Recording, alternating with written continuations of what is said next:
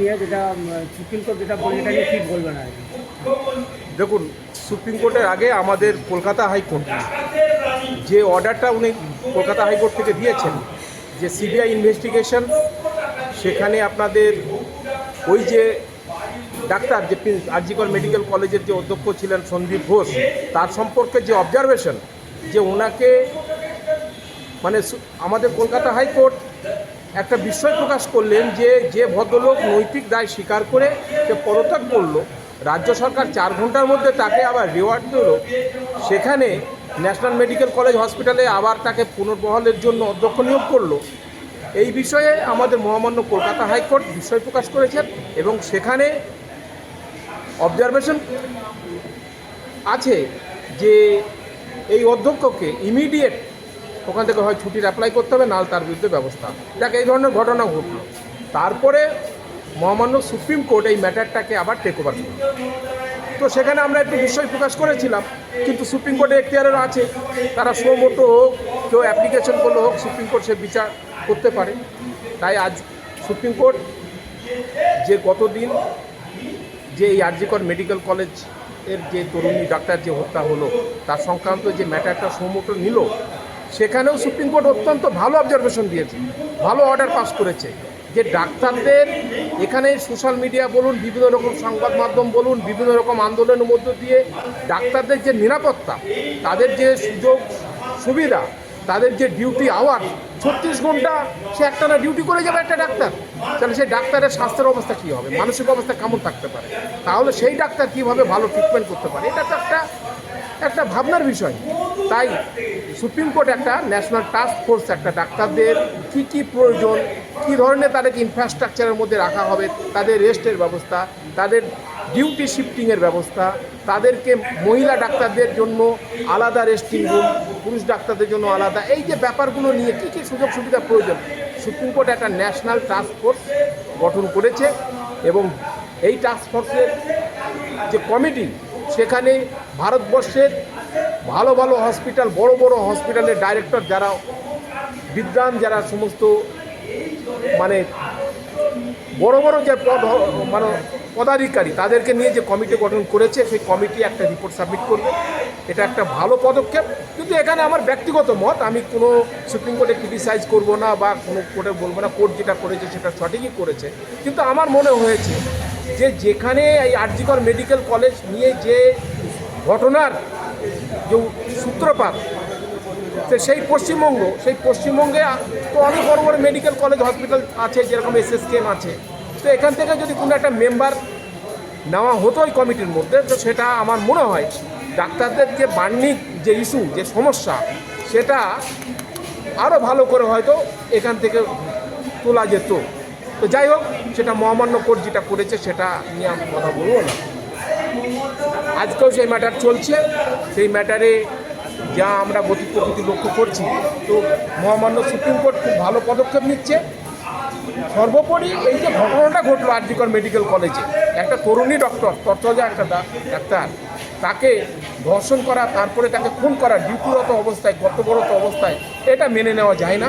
এটা একটা security labs বলুন বা আমাদের অ্যাডমিনিস্ট্রেশন ল্যাবস বলুন, একটা ডাক্তার মহিলা, সে ওখানে ডিউটি করছে একা, তাকে নিয়ে কেউ রেপ করলো, কেউ ধর্ষণ করলো হসপিটাল প্রেমিসেসে, অন্য নিশ্চয়ই কেউ ছিল সেখানে, আরও অনেক অন্যান্য ডাক্তাররা ছিল, থাকা উচিত, বা তার প্রশাসন বা নিরাপত্তা থাকা উচিত ছিল। তো এখানে আই উইটনেস কেউ বেরিয়ে আসছে না। তো একজন সিভিক পুলিশকে অ্যারেস্ট করে দেয়, এখানে একটা আসামি হিসাবে দেখানো হলো। তো এটা আমাদের যেটা বিবেকে লাগছে যে একজনের পক্ষে, একটা সিভিক পুলিশ একজনের পক্ষে একটা ডাক্তারকে ধর্ষণ করলো, তারপর তাকে খুন করলো, এটা একক ব্যক্তির পক্ষে এটা সম্ভব নয়, এর পিছনে আরও লোক রয়েছে।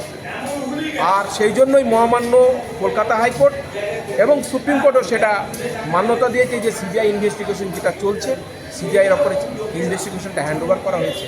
কিন্তু এখানে সিবিআইও তো দেখছি কী করছে বোঝা যাচ্ছে না। বিগত বেশ কয়েকদিন হয়ে গেল, 7 দিন 8 দিন হতে চলছে। তো সেখানে সেই সিভিক পুলিশ যে কলকাতা পুলিশ অ্যারেস্ট করেছে, তারপরেও আর ইনভেস্টিগেশনের যে অগ্রগতি, যেটা প্রোগ্রেস, যে অন্য যে দোষী ব্যক্তি তাকে এখনও খুঁজে কাউকে পাওয়া গেল না। তাই আমরা অত্যন্ত উদ্গ্রীবের মধ্যে আছি। আমরা আশাবাদী যে সিবিআই এই ইনভেস্টিগেশনে প্রকৃত দোষীকে খুঁজে বার করবে এবং তার শাস্তির যথোপযুক্ত ব্যবস্থা গ্রহণ করবে। আপনার নাম? হাবিবুর রহমান, অ্যাডভোকেট ক্যালকাটা। দাদা একটা প্রশ্ন আছে, সেটা হচ্ছে আপনার কি মনে হয় না এই যে ধর্ষণের কেসগুলোতে স্পিডি ট্রায়ালের প্রয়োজন আছে? হ্যাঁ, এটা তো আইনেই আছে। ধর্ষণের এই যে কেসগুলো, যে সমস্ত অভিযোগগুলো, এর সম্পর্কে স্পেশাল গাইডলাইন দেওয়া আছে। ইন ক্যামেরা ট্রায়াল হবে, ভিকটিমের নাম ডিসক্লোজ করা যাবে না, এবং ধর্ষক বা অপরাধী যাদের নামে অভিযোগ করা হয়েছে তারা যদি কোনো রকম বেল বা অ্যান্টিসিপেটরি বেল বা কোনো আইনের সুযোগ সুবিধা নিতে গেলে ওই ভিকটিমকে শুনতে হবে, তাকে নোটিশ করতে হবে, তার বক্তব্য শুনে ওই আসামির বিরুদ্ধে বা আসামির পক্ষে হোক বা আসামির যে বিচার ওটা ভিকটিমকে শুনতে হবে। এই ধরনের আইনের প্রতিদান আছে। তো পক্সো পক্সো যে protection of children from sexual কিন্তু আমরা অ্যাবিউজ, বহু ক্ষেত্রে দেখতে পাই এই বছর ঘুরে গেলেও ধর্ষণ মামলার কোনো বিচার হয় না। এইটা কি করে এটা বিষয়ে কি বলবো? আমাদের এটা ডাক্তারদের ইনফ্রাস্ট্রাকচার নিয়ে যে সুপ্রিম কোর্ট যে কমিটি গঠন করলো বা বিরোধ একটা আন্দোলন হচ্ছে, মানুষের মনে প্রশ্ন জাগছে। আমাদের আইন ব্যবস্থার মধ্যেও ইনফ্রাস্ট্রাকচারের প্রচণ্ড অভাব রয়েছে। এখানে বিচারক নেই, এখানে অতিরিক্ত কোর্ট নেই।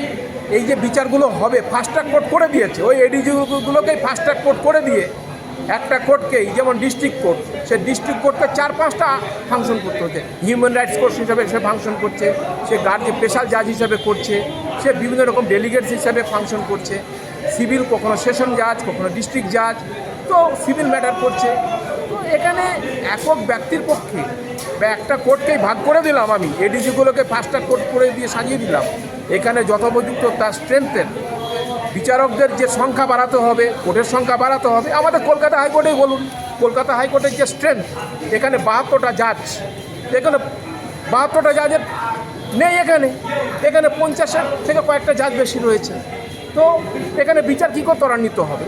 শত শত মামলা ফাইল হচ্ছে, মামলাগুলো আর জাজ সাহেবরা ঠিকমতো বিচার করার সময় পাচ্ছেন না, যার জন্য ম্যাটার দিনের পর দিন পেন্ডিং হয়ে যাচ্ছে। এই জন্য এই রেপ বা ধর্ষণ কেসগুলো বলুন, এগুলো লোয়ার কোর্টে বলুন বা কলকাতা হাইকোর্টে যে আপিলগুলো আছে, এগুলো পেন্ডিং হয়ে যাচ্ছে।